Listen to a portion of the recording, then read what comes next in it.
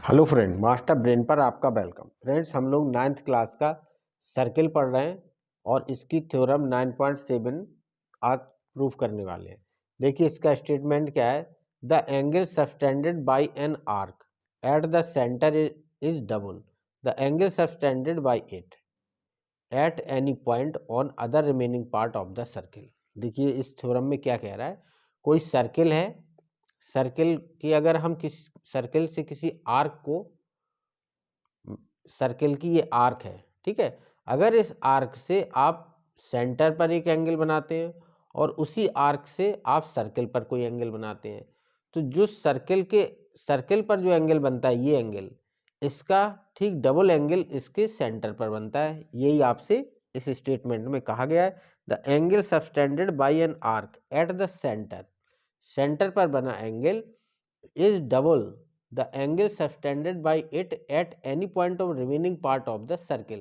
Circle के किसी भी पार्ट पर अगर हम एक एंगल बनाते हैं तो उस एंगल से ये सेंटर पर बना एंगल हमेशा डबल होता है। ये स्टेटमेंट है, ठीक है। तो देखिए इसको हम कैसे प्रूफ करेंगे।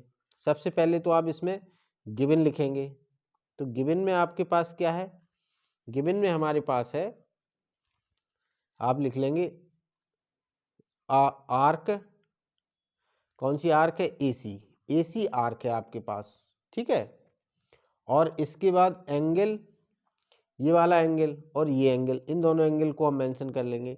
Angle A O B, angle A O B, ये कहाँ पर है, एट द सेंटर, ठीक है। And angle A C B, angle A C B, ये आपका एट द सर्किल, ये सरकमफ्रेंस भी बोल सकते हैं इसको, एट द सर्किल, ठीक है। इसके बाद आपको इसमें प्रूफ क्या करना है, ये बात भी आप लिखेंगे। देखिए टू प्रूव करके आप लिख लीजिए इस बात को। टू प्रूव, हमें इसमें प्रूफ करना है कि जो सेंटर पर एंगल बना है, ये सेंटर पर एंगल बना है, ये एंगल सर्किल पर बने एंगल का डबल है, ठीक है। तो देखिए, तो हम लिखेंगे एंगल ए ओ बी, आपको प्रूफ करना है angle A O B is double angle A C B, A C B का डबल होता है एंगल ए ओ बी। ये आपको प्रूफ करना है इसमें, ठीक है। तो इसके लिए आपको थोड़ा सा इसमें कंस्ट्रक्शन भी करना पड़ेगा, जो आप मेंशन भी करोगे यहाँ पर कि आपने क्या कंस्ट्रक्शन किया है।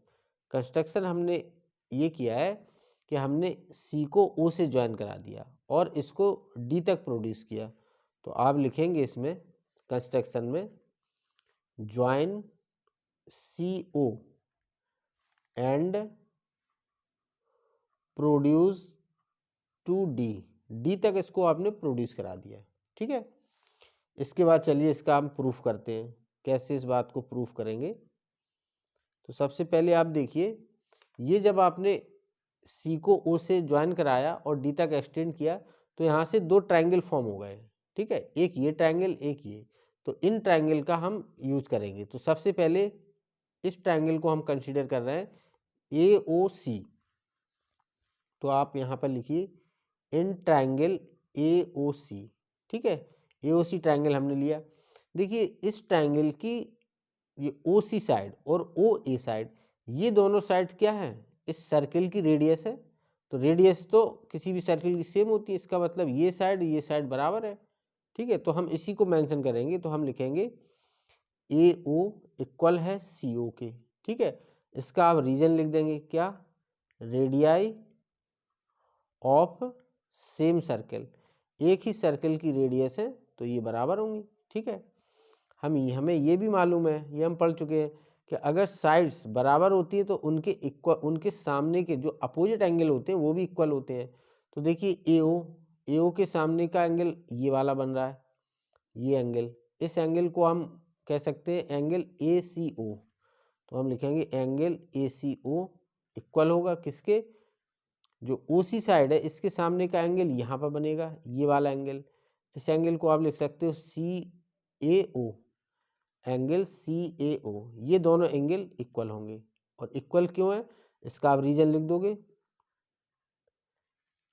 इसका हम रीजन लिखेंगे एंगल्स, देखिए रीजन लिख दीजिए, angles opposite to equal sides, angle opposite to equal sides are equal. अगर साइड्स हमारी इक्वल होती हैं तो उनके अपोजिट एंगल्स भी इक्वल ही बनते हैं, ठीक है। अब यहाँ से देखिए, इसके बाद इन दोनों एंगल्स को आपने इक्वल प्रूव कर दिया, तो अब इसमें हम दूसरी प्रॉपर्टी लगाएंगे। देखिए, ये जो आपने ट्रायंगल को कंसीडर किया है, इसका ये एक्सटीरियर एंगल बन रहा है यहाँ पर, ठीक है। तो यहाँ पर एक्सटीरियर एंगल की प्रॉपर्टी यूज करेंगे। एक्सटीरियर एंगल बराबर लिख लीजिए क्या होता है, एक्सटीरियर एंगल इक्वल टू होता है sum of interior, sum of interior opposite angle, sum of interior opposite angle. तो देखिए, एक्सटीरियर एंगल कौन सा बन रहा है आपका, AOD, ये एक्सटीरियर एंगल है।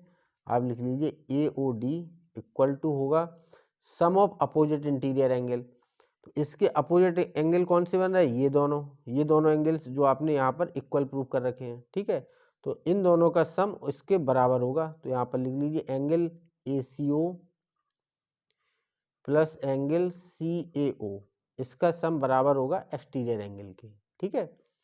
अब यहाँ से AOD इक्वल टू, यहाँ पर देखिए ACO एंगल है और CAO एंगल है, तो ACO एंगल को हमने एज इट इज रखा, और जो CAO एंगल है, ये एंगल देखिए इसके बराबर है।